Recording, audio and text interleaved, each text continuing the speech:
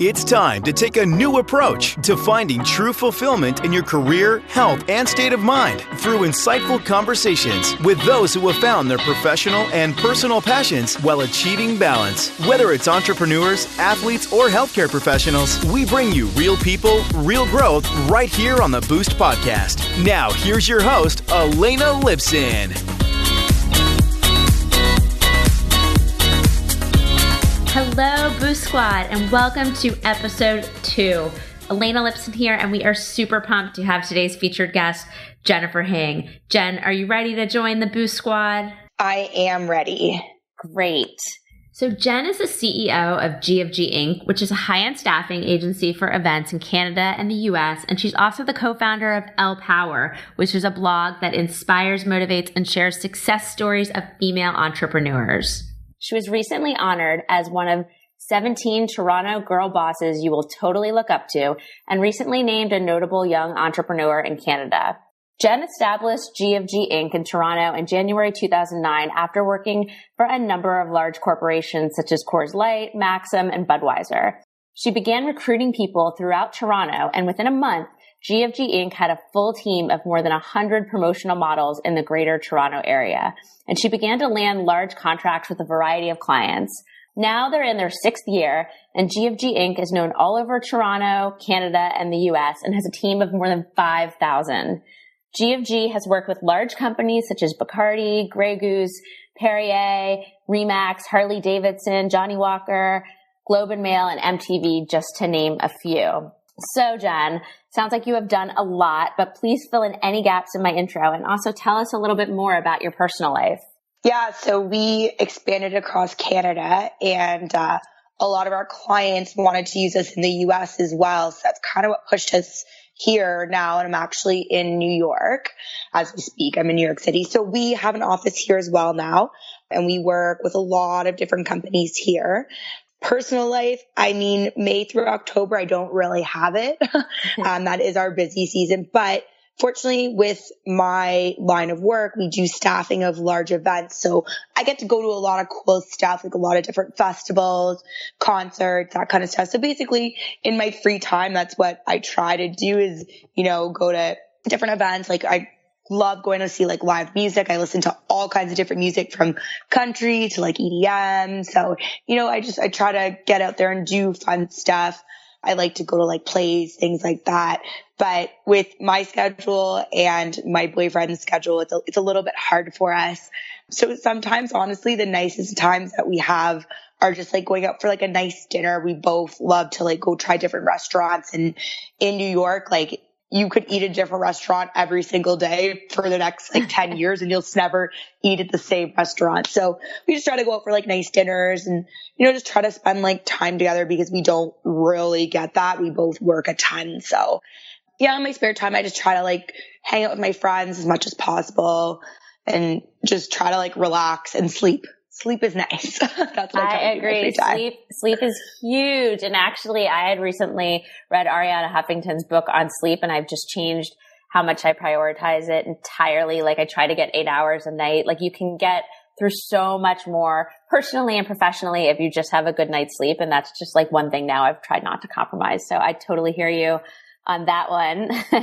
So tell me, when you look at the field of event staffing, what are the 3 things that we need to know about your business? Well, number one, my job is a lot harder than people think it is. A lot of people see like my social media and like see our work stuff and they're like, oh my gosh, like you live such a cool life. You get to go to all these different events, like meet all these cool people, but they don't see the long nights myself and my team put in. Like the week going into Halloween, we just got absolutely rocked. And we were working, like our entire team is working from like 6, 7 a.m. to like 2 a.m, our in-house team. So, we try to do everything we can for our clients. So the one thing that we do tell our clients is the service that you'll get from our in-house staff, like the people in the office, is unparalleled. You can reach us basically 24/7. We're always there, whatever you need. We'll always bend over backwards for our clients. What we look for is partnerships, not just like a client service relationship. We look for companies that, we want them to succeed so we can succeed alongside them. And I think that's that personal touch and that really big emphasis on partnership is super important. So yeah, the in-house staff, like the service you get from us, the fact that we look for partners and not just like clients. And number 3 is you'll always get a personal connection and a personal relationship with who you work with us in our office. And that's what we also put on to our staff. A lot of our staff, it is freelance. They can work for other companies, but a lot of our great staff work for us exclusively because we have that personal connection with them and they respect us and we have that open line of communication. And I think that's really important. It's something that we try to push towards our clients as well as our staff that work for us, our independent contractors. We think it's just so important to have that open relationship and that open communication because respect is so hard to earn and keep. I think that is something that we've always really, really, really pushed, respect and open communication. So that's something you'll always get from us on both sides of the spectrum. Love it. So one thing you talked about was building a personal connection, both with your partners and also your staff. Can you talk a little bit about how you do that and make it, more of a partnership and less of a transaction? Yeah, always try to meet all our clients face to face. I think that that's the most important. So when we onboard a new client, like I always ask, are we able to meet you like face to face? Like we would love to sit down and just talk about potential things that are coming up as well as like this activation you brought us on for. And we always try to call our staff, if their shift's canceled, we'll call them instead of just texting them or emailing them because we just feel like it's more personal. And we really try to go to as many events as possible. Myself, Megan, and Courtney, which are the 3 main people that work in our office. We do try to make that personal connection by going to as many events as possible, meeting our clients and our partners there as well as the staff. So it's not just an email or a phone number texting you.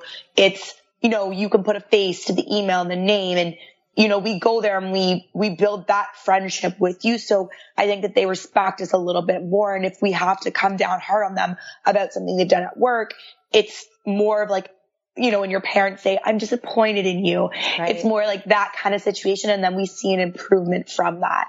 Yeah, I think that's great how you're talking about like face-to-face or telephone communication because it's so easy these days to just shoot off a text or an email and not really have that human interaction. And I think you're seeing in your business, it makes a huge difference. And that can be a real differentiator for, attracting and retaining staff. And also the same thing for clients and partners. One other thing I wanted to ask you was, so for people that, might not be as familiar with how event staffing works, is it something that is mostly in large cities or do you see it like in other parts of the country in both Canada and the US?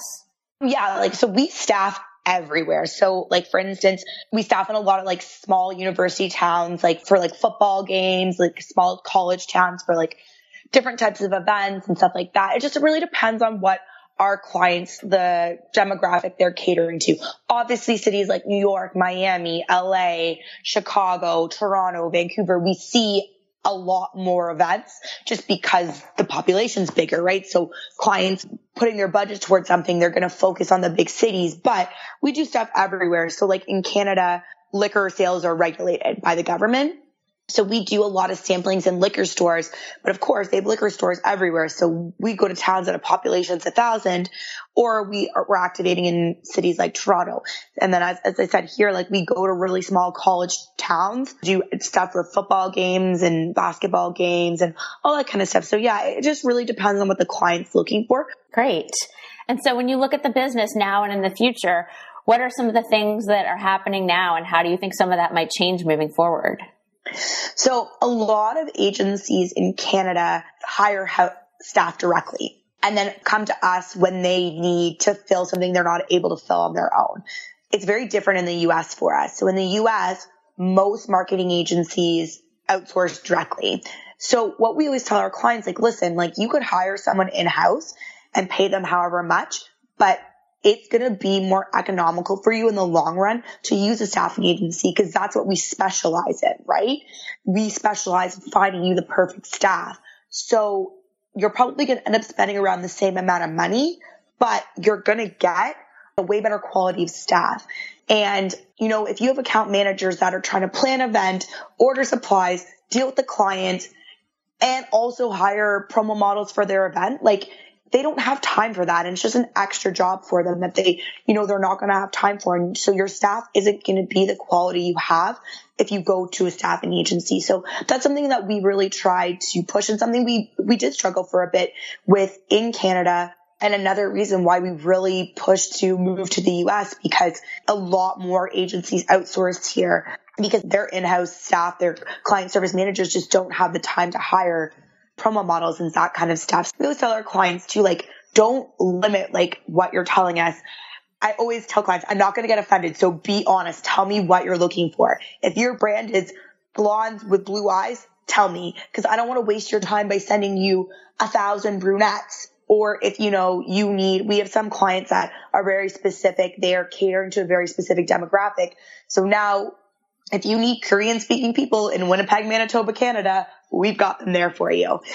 We would rather you just tell us so we are able to make sure you get exactly what you want. And I think over time, a lot more marketing agencies will realize it is more cost efficient and the investment is worth it to go with a staffing agency. Yeah, I can see why that would make a lot of sense. And how much of, when your models are at these events, how much of it is them kind of just looking the part versus also like speaking the messaging? I know you have brand ambassadors as well. Can you talk a little bit about that? Yeah, so we have 3 tiers of people we have 4 tiers of people that we actually hire. So it really, again, depends on what you're looking for, like as a client. So we have brand ambassadors who are really intelligent, can get the key messaging across. So if your goal is to have your product really pushed by key messaging, you want to hire brand ambassadors. So we have brand ambassadors from the age of 18 to 60 that work for us. We do a lot of wine work, and a lot of the wine companies would prefer like an older lady, like in her like mid 50s, just because a lot of other women that drink wine are more able to connect with her. Right. So then you have promo models, which are super pretty and they don't really do too much key messaging. They are more to make the brand look really attractive. And we hire spokesmodels who do both. So they're doing key messaging as well as they look great. We have great looking guys. And then we also have field managers who are just there to manage the event, make sure everything goes smoothly.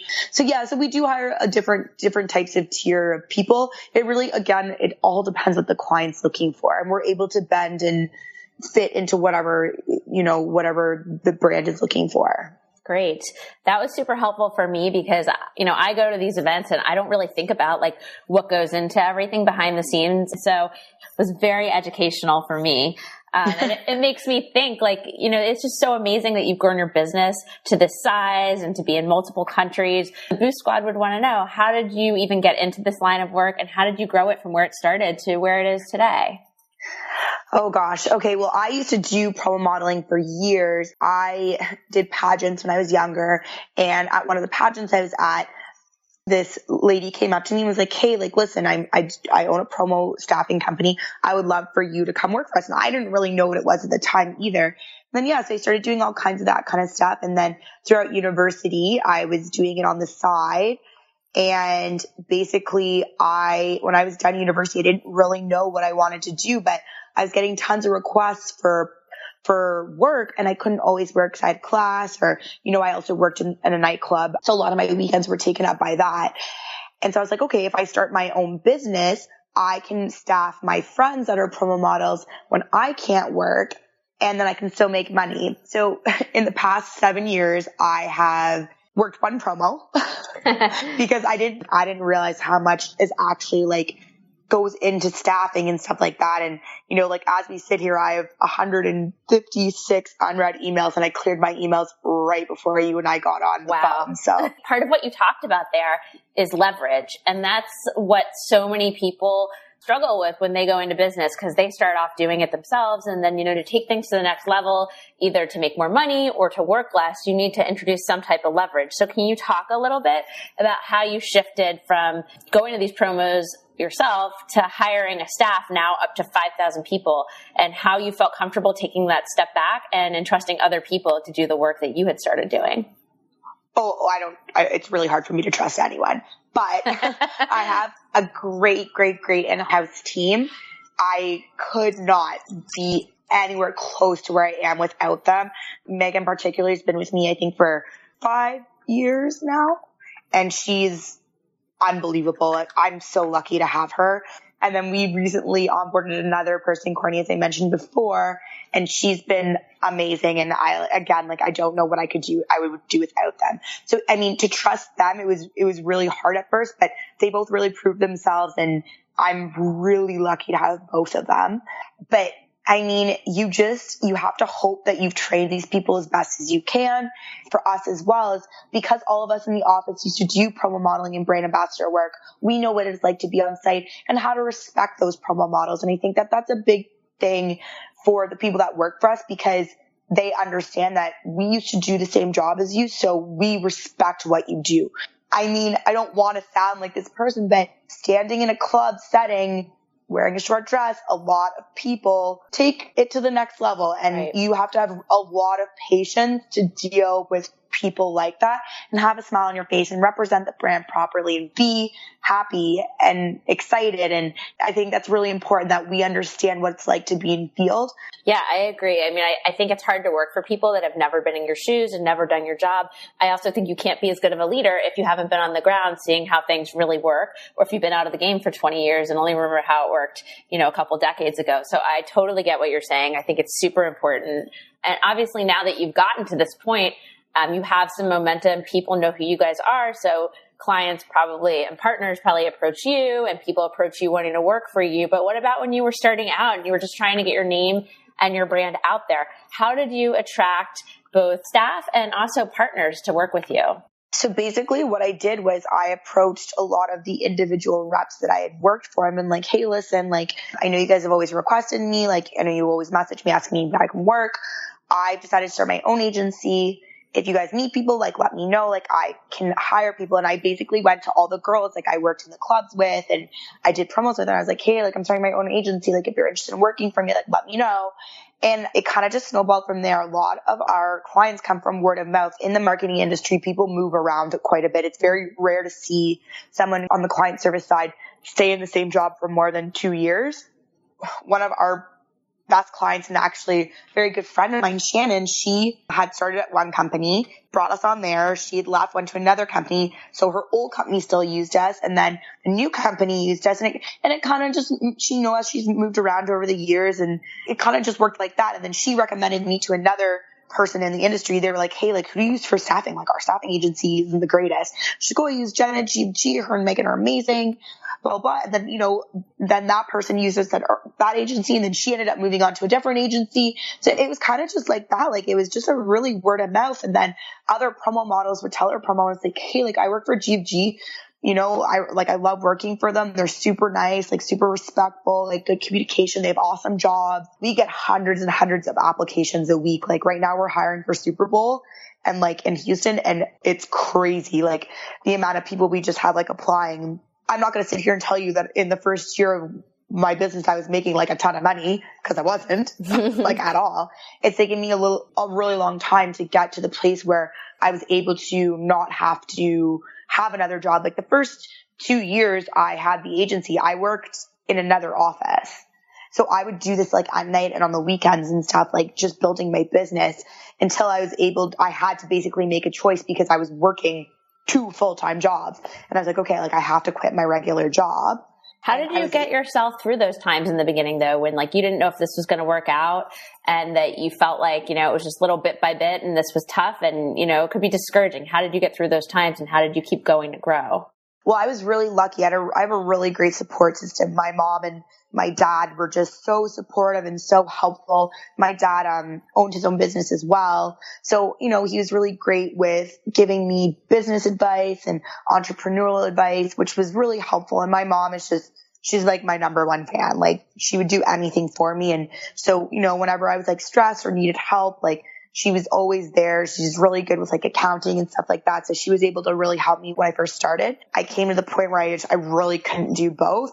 And I had to make a decision. Do I want to do something invest in myself, or do I want to invest in someone else's dream? And I was I have to take a chance and do this on my own, because if I don't, I'm always going to regret it. Absolutely. And I think that is why the Boost Squad tunes into this because they want to hear stories like that of people who took that risk and followed their dream. And Jenn is a great example of that. She has been super successful. And I'm sure that's part of what inspired you to launch your blog, Elle Power, as well, to inspire other female entrepreneurs to follow their dreams and find their passion too.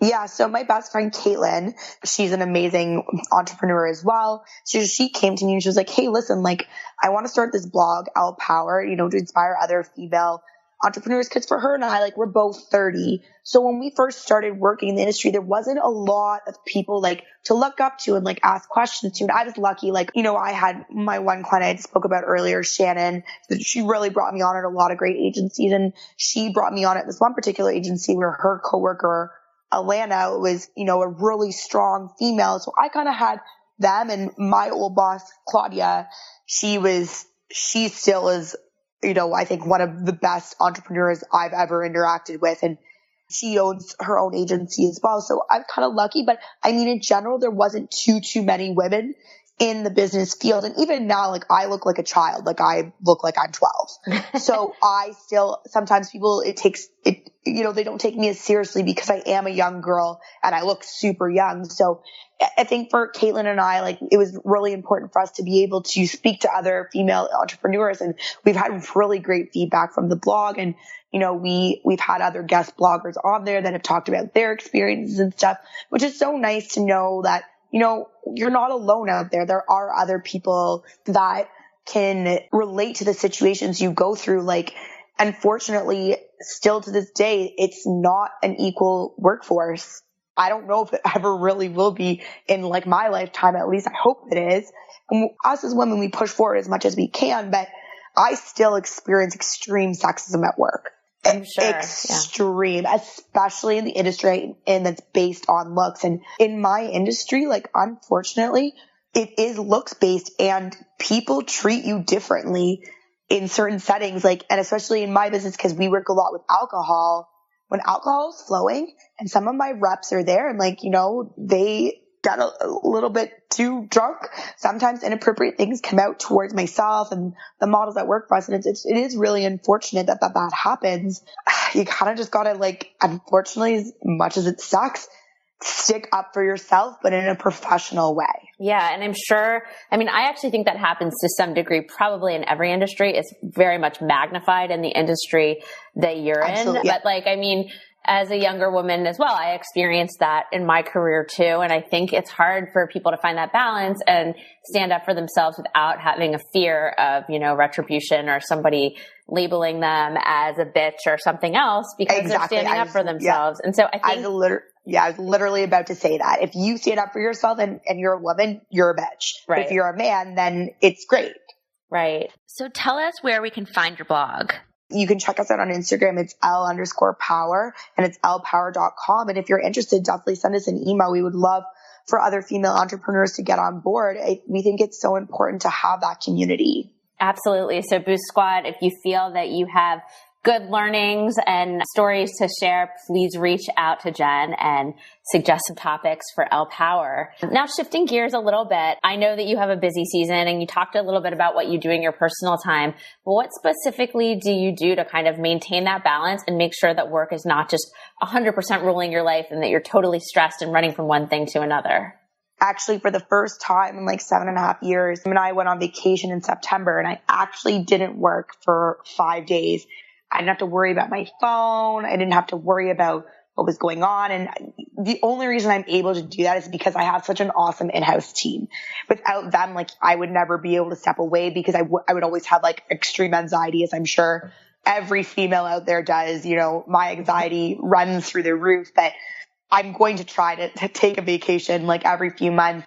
But every day, except for Sundays, I take an hour and I go to the gym.